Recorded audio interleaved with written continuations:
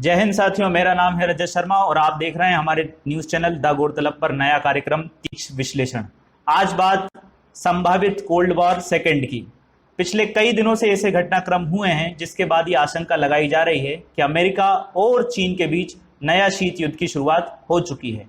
Geopolitics में ये हमेशा डिफिकल्ट होता है एक तारीख डिसाइड करना कि कौन से बड़ा घटनाक्रम प्रारंभ हो चुका है। इनफैक्ट मैं आपको बताना चाहूंगा कि कोल्ड वॉर की शुरुआत कब से हुई, इस पर भी बड़े बड़े रणनीतिकारों में और अंतर्राष्ट्रीय संबंधों के जानकार में मतभेद बने हुए हैं। कोई कहता है 1917 से जब साम्यवादी क्रांति हुई तब से ही शुरू हो गया। कोई कहता है कि 1945 जैसे ही द्वितीय विश्व युद्ध की समाप्ति हुई तब से प्रारंभ हुआ। हम जान लेते हैं कि फिलहाल ऐसे कौन से संकेत मिले हैं जिनकी वजह से यह आशंका लगाई जा रही है। तो नंबर एक, आप जानते हैं कोविड-19 के ऊपर ब्लेम गेम चल रहा है। यूएस कहता है कि ये चाइना की देन है, चाइना कहता है यूएस की देन है, और चाइना कोऑपरेट भी नहीं कर रहा है अच्छी तरह से जांच के लिए। दूसरा, दुनिया के दो सबसे बड़ी अर्थव्यवस्थाओं के बीच, जो दुनिया के दो सबसे बड़े आर्थिक साझेदार भी हैं, ट्रेड वॉर चल रहा है। ये बहुत लंबा है और दोनों तरफा कार्रवाई इस पर चल रही है। नेक्स्ट, आप जानते हैं कि यूएस में फिलहाल राइट्स जो हुए हैं उस पर चाइना में खुशी का माहौल है। उन्होंने इसे एक सुंदर घटना के रूप में मनाया है। नेक्स्ट, चीन के आंतरिक मामले जो ह्यूमन राइट्स वायलेशन के कारण आंतरिक मामला रह नहीं जाता है, मैं अमेरिकी हस्तक्षेप चीन को चुभता है। जी हां, मैं बात कर रहा हूं हांगकांग इशू की। नेक्स्ट, G7 का विस्तार अमेरिका करना चाहता है और इसे चीन से अलग रखना चाहता है, जबकि वह दुनिया की दूसरी सबसे बड़ी अर्थव्यवस्था है। इसी तरह अमेरिका के सबसे घनिष्ठ रणनीतिक साथियों में से एक ब्रिटेन ने भी D10 डेमोक्रेसी 10 नाम के ऑर्गेनाइजेशन की कल्पना की है। हुवावे की जासूसी क्षमता को कम करने से संबंधित है। इसके बाद यूएस ने अभी आरोप लगाया था कि चीन कई न्यूक्लियर टेस्ट कर रहा है जो लो लेवल के हैं। ये क्या संकेत देते हैं? शीत युद्ध प्रारंभ हो चुका है, उसे हम बाद में जानेंगे। पहले यह जान लेते हैं कि शीत युद्ध था क्या, कोल्ड वॉर था क्या। 1945 से लेकर 1991 यूएसएसआर के विघटन तक अमेरिका और यूएसएसआर में वैचारिक तनाव था, सैन्य संघर्ष था, जासूसी, दोषारोपण और अविश्वास का चरम में माहौल था। इसी को कोल्ड वॉर कहा गया। यहां पर इन्होंने सीधे टकराव से बचना उचित समझा क्योंकि दोनों ही परमाणु शक्तियां थीं, अन्यथा दोनों का ही अस्तित्व खतरे में हो जाता। परंतु युद्ध भूमियां दुनिया के दूसरे क्षेत्रों को लगातार बनाया जाता रहा। कोरिया वॉर और वियतनाम वॉर इसके बहुत अच्छे उदाहरण समझे जा सकते हैं। इनफैक्ट 1965 के इंडिया पाकिस्तान वॉर में, 1971 के भी इंडिया पाकिस्तान वॉर में यूएसएसआर जो इंडिया की मदद कर रहा था वो शायद इसलिए ज्यादा उत्सुक था मदद के लिए क्योंकि यूएस पाकिस्तान को सपोर्ट कर रहा था। महत्वपूर्ण सवाल यह है कि अगर कोल्ड वॉर सेकंड शुरू हो गया है तो कोल्ड वॉर 1 और कोल्ड वॉर सेकंड में अंतर क्या है? इसके अंतर के आधार कई हैं, दुनिया कई बदल चुकी है। सबसे पहला है ग्लोबलाइजेशन।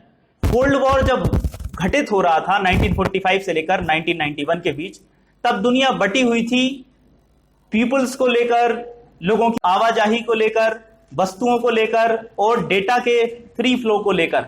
उतनी ज्यादा सीमा मुक्त नहीं थी जितनी आज हैं। तो अभी कोल्ड वॉर सेकंड अगर घटित होता है तो ये कंप्लीटली कॉम्प्लेक्स वर्ल्ड में घटित होगा और यहां इससे कई चीज बदल जाएंगी। इसी बात को ध्यान में रखकर, चूंकि ये वर्ल्ड कॉम्प्लेक्स है, सेकंड अंतर का आधार तैयार होता है आर्थिक और रणनीतिक मोर्चों पर समरूपता। कोल्ड वॉर के दौरान जो आर्थिक मित्र था वो रणनीतिक मित्र भी था, लेकिन फिलहाल की स्थिति ऐसी है कि चीन का ही अपन एग्जांपल ले सकते हैं। चीन भारत का एक रणनीतिक रूप से चुनौती है लेकिन आर्थिक रूप से घनिष्ठ मित्र है।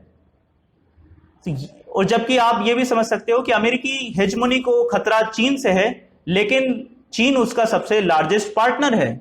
तो इस तरह अब आर्थिक और रणनीतिक मोर्चे पर वो समरूपता नहीं रही जो कोल्ड वॉर 1 के टाइम पर हुआ करती थी। वैचारिक तीव्रता तीसरा पॉइंट बड़ा महत्वपूर्ण है। कैसे? साथियों, यूएसएसआर और यूएस के बीच जो कोल्ड वॉर हुआ वो केवल सैन्य मामले तक सीमित ही नहीं था, उसका एक घोर वैचारिक आधार भी था। पूंजीवाद बनाम साम्यवाद की लड़ाई। लेकिन चाइना के इकोनॉमिक मॉडल को आप समझिए। चाइना की आर्थिक तरक्की नाम तो साम्यवाद का लेकर करती है, लेकिन एक्चुअली उसका इंजन ग्रोथ पूंजीवाद पर टिका हुआ है। यह किसी से छुपा हुआ नहीं है। इसका यह मतलब ना समझा जाए कि दोनों के बीच वैचारिक भिन्नता बिल्कुल नहीं है। US human rights, democracy, liberalism और फ्रीडम ऑफ वॉइस के लिए खड़ा होता है। चाइना के साथ इन शब्दों का नाम लेना भी उचित नहीं है। जैसा कि मैं हमेशा कहता हूं, चाइना को अलोकतांत्रिक कहना थोड़ा कम सही होगा। चाइना वास्तव में लोकतंत्र विरोधी है। Next, world order completely change हो चुका है साथियों। कोल्ड वॉर 1 के दौरान दुनिया 2 गुटों में बटी हुई थी, तो इस वजह से उस समय की दुनिया को द्विध्रुवीय विश्व कहा जाता था, बाई पोलार वर्ल्ड। यहां पोलार पावर सेंटर का एग्जाम्पल है। दूसरी ओर कोल्ड वॉर 2.0 के समय, यानी आज के समय, दुनिया में एक महाशक्ति तो है अमेरिका, परंतु कई ज्यादा पावर सेंटर हैं, रशिया, इंडिया, चाइना, ब्राजील, यूरोपीय यूनियन, आसियान वगैरह वगैरह। इस तरह गुटबाजी उतनी सिंपल नहीं होगी, सामरिक समीकरण उतने सीधे साधे नहीं होंगे जो कोल्ड वॉर के टाइम में कभी हुआ करते थे। अमेरिकी व्यवहार, कोल्ड वॉर और कोल्ड वॉर 2.0 के समय अमेरिकी व्यवहार में अंतर देखने को मिलता है। कोल्ड वॉर के दौरान 1945 के बाद से ही अमेरिका ने ग्लोबल गवर्नेंस को रचना, वैश्वीकरण को बढ़ाना शुरू कर दिया था, और इसके कई सारी आज की जो वैश्विक संस्थाएं हैं जिनमें यूएन भी शामिल है, उसी का एक प्रतीक है। अमेरिका वैश्विक समस्याओं में आगे आकर इनिशिएटिव लेता था। अमेरिका दुनिया के किसी भी कोने में घटित हो रही समस्या का समाधान सुझाता था। आज दुनिया के सबसे बड़े खतरे जलवायु परिवर्तन से ही पर हुई डील से ही अमेरिका बाहर है। अमेरिका अंतरोन्मुखी हो चुका है। जापान, साउथ कोरिया, ब्रिटेन और यूरोपीय यूनियन के कई अन्य सदस्य भी ये महसूस करते हैं कि अमेरिका लंबी अवधि तक अब उनके रक्षा दायित्व को शायद ना निभाए। डोनाल्ड ट्रंप के चुनाव कैंपेन ही इसका स्पष्ट संकेत करता है, मेक अमेरिका ग्रेट अगेन। तो यह बताता है कि अमेरिका का व्यवहार कोल्ड वॉर 2 के टाइम पर वो नहीं है जो वो कोल्ड वॉर 1 के टाइम पर था। आपको आश्चर्य होगा यह जानकर कि जो अमेरिका का व्यवहार कोल्ड वॉर के टाइम पर था, यानी दुनिया की समस्याओं में रुचि लेना, चीन का व्यवहार कोल्ड वॉर 2 के टाइम पर वो होने लगा है, भले कई समस्याएं चीन की ही देन क्यों ना हो। नेक्स्ट है नॉन स्टेट एक्टर्स। ये क्या होते हैं साथियों? Multinational companies, NGO, international organisation, inter governmental organisation इसके एग्जांपल्स हैं। ऐसा नहीं है कि कोल्ड वॉर के टाइम पर ये थे नहीं, लेकिन तब महत्व कम दिया गया, क्योंकि तब अंतरराष्ट्रीय जानकार दुनिया को, जिसमें विश्व राजनीति खेली जाती है, राज्य केंद्रित मानते थे, स्टेट को ओनली और इंपॉर्टेंट एक्टर बिलीव करते थे। मगर अब ऐसा नहीं है। ये दुनिया के जितने भी बड़े ब्रांड हैं, ये बहुत बड़े दबाव समूह के रूप में काम करते हैं और आसानी से चीन या अमेरिकी सरकार को डिसीजन लेने का स्पेस नहीं देते हैं। इनके हितों के खिलाफ दुनिया की फिलहाल कोई भी सरकार नहीं जा सकती है। आप देखिए, अमेरिका, भारत, चीन और साउथ ईस्ट एशिया के ज्यादातर देशों ने अपने कॉर्पोरेट टैक्स में जो प्रतिस्पर्धी दरें की हैं या अपनी दरों को घटाया है, वो एक्चुअली इन्हीं को आकर्षित करने के लिए घटाया है। तो इन्हें उपेक्षित नहीं किया जा सकता कोल्ड वॉर 2 के टाइम पर। नेक्स्ट, सिक्योरिटी परसेप्शन क्या है, थ्रेट परसेप्शन क्या है, खतरे कहां से? कोल्ड वॉर के टाइम पर खतरे थे परंपरागत खतरे, जैसे सेना का खतरा, सीमाओं की सुरक्षा की चिंता वगैरह वगैरह। लेकिन नई दुनिया जो पोस्ट कोल्ड वॉर की है, कोल्ड वॉर 2 की है, वहां गैर परंपरागत सुरक्षा खतरे डोमिनेंट में हैं। उनमें से एक है आतंकवाद, दूसरा जलवायु परिवर्तन, जो कई अन्य खतरे को भी न्योता देता है। फॉर एग्जाम्पल, जलवायु परिवर्तन से जो मौसमी घटनाएं बदलेंगी, तीव्र होंगी, उससे नेक्स्ट नॉन सिक्योरिटी इशू उत्पन्न हो सकता है, वो है फूड सिक्योरिटी। उसके बाद रिफ्यूजी क्राइसिस, क्योंकि कई द्वीपीय देश को डूबने का खतरा है, मालदीव उनमें से एक है। इंडोनेशिया ने तो इस संकट के कारण अपनी राजधानी ही बदल ली। साइबर सिक्योरिटी अगला बहुत बड़ा खतरा नॉन ट्रेडिशनल सिक्योरिटी थ्रेट के रूप में है, क्योंकि यह पूरी दुनिया के लिए हो सकता है। परंपरागत सुरक्षा खतरों और गैर परंपरागत सुरक्षा खतरों में फर्क क्या है? बेसिक फर्क यह है, परंपरागत सुरक्षा खतरे केवल सरकार या राज्य या संपूर्ण देश के लिए होते हैं, जबकि गैर परंपरागत सुरक्षा खतरे पूरी दुनिया के लिए हैं या व्यक्ति के स्तर पर तक भी घातक साबित होते हैं। ये ग्लोबल कोऑपरेशन को एसेंशियल बना देते हैं, अनिवार्य बना देते हैं। तो ऐसे समय में अगर कोल्ड वॉर होता है तो भी वैश्विक सहयोग की जरूरत आवश्यक पड़ेगी। नई बात यह है कि भारत की नीति क्या हो, यह क्यों जरूरी है? क्योंकि हाल ही में ग्लोबल टाइम्स, जो चाइना का ऑफिशियल अखबार है, उसने कहा था कि यह एडवाइजेबल है इंडिया के लिए कि वो बीच में ना पड़े अमेरिका और चीन के कन्फ्रंटेशन में। एक तरह की धमकी जरूर है, लेकिन भारत के सामने यह हिस्टोरिकल क्वेश्चन दोबारा उभर कर आ गया है कि भाई अब क्या हो भविष्य में हमारी नीति, हम इनमें से किसे चुने, क्या रास्ता भारत के लिए बेहतर रहेगा। हिस्टोरिकल क्वेश्चन क्यों है? क्योंकि कोल्ड वॉर के दौरान जवाहरलाल नेहरू जी ने नॉन अलाइनमेंट मूवमेंट को चुना था, यानी दोनों में से किसी के साथ ना होना, और स्वतंत्र विदेश नीति की नींव रखी थी। फॉरेन पॉलिसी के मामले में राष्ट्रों के व्यवहार को जो सबसे ज्यादा डिसाइड करता है वो उनके नेशनल इंटरेस्ट होते हैं। अब नेशनल इंटरेस्ट का क्या मतलब है साथियों? ये समय के आधार पर जिस देश की जो आवश्यकताएं होती हैं उससे उस देश का नेशनल इंटरेस्ट फॉर्म लेता है, उससे उस देश का नेशनल इंटरेस्ट डिसाइड होता है। भारत की फिलहाल राष्ट्रीय प्राथमिकताएं कौन सी हैं और उन राष्ट्रीय प्राथमिकताओं के हिसाब से कौन सा पक्ष ज्यादा सुटेबल है, इसे देख लेते हैं। सीमा पार आतंकवाद के विरुद्ध राजनयिक अभियान हमारी बहुत इंपॉर्टेंट नेशनल प्रायोरिटी है, क्योंकि पाकिस्तान हमारे लिए बहुत गंभीर चुनौती फिलहाल बना हुआ है। इसके लिए यूएस बहुत आवश्यक है। क्यों? क्योंकि 2011 से 70% यूएस ने पाकिस्तान की फंडिंग कट कर दी है।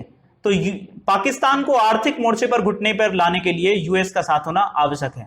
दूसरा, हिंद प्रशांत क्षेत्र में सामरिक संतुलन। हमारा दूसरा थ्रेट चाइना है।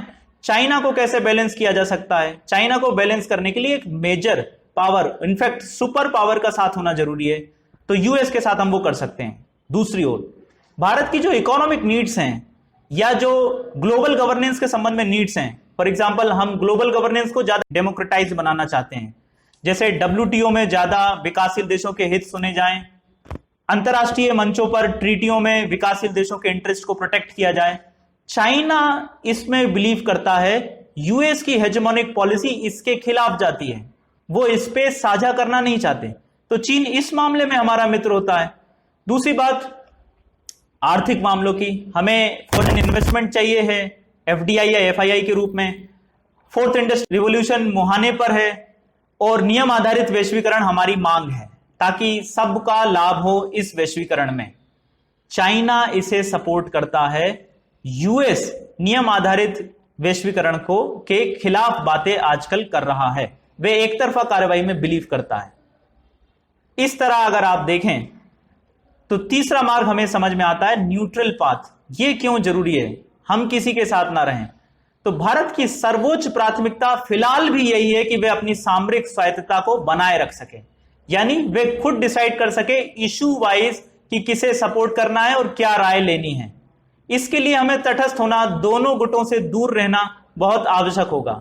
दूसरी बात, यदि हम किसी भी एक ग्रुप को ज्वाइन करते हैं कोल्ड वॉर सेकंड के टाइम पर, तो भारत अनावश्यक टकराव कहीं उठा ना ले, यह आशंका ज्यादा बढ़ जाएगी। अनावश्यक टकराव से बचने के लिए भी हमें तटस्थ होना बहुत ज्यादा आवश्यक है। तटस्थ होने का यह बिल्कुल मतलब नहीं है कि हम किसी भी इशू पर अपनी राय नहीं रखेंगे, हम अपने इंटरेस्ट को देखकर उस पर राय रखेंगे। कुल मिलाकर बात यह है कि हमें दोनों की आवश्यकता है, क्योंकि अमेरिका हमारी रणनीतिक आवश्यकता है, जबकि चाइना हमारी इकोनॉमिक नीड है। इसे कोई डिनाई नहीं कर सकता। तीसरी महत्वपूर्ण बात, किसी भी एक को चुने तो उसकी कमियां हम पर आ जाएंगी। फॉर एग्जाम्पल, यूएस फिलहाल अविश्वसनीय है, ये अपने ही स्ट्रेटेजिक पार्टनर्स को उतना ज्यादा सपोर्ट फिलहाल नहीं कर रहा है चीन के थ्रेट से, तो इंडिया का क्या करेगा? दूसरी बात, चीन एक आक्रामक और विस्तारवादी देश है, फिलहाल का सीमा तनाव इस बात को स्पष्ट भी करता है, इसलिए तटस्थ होना सबसे बेहतर है इस मामले में।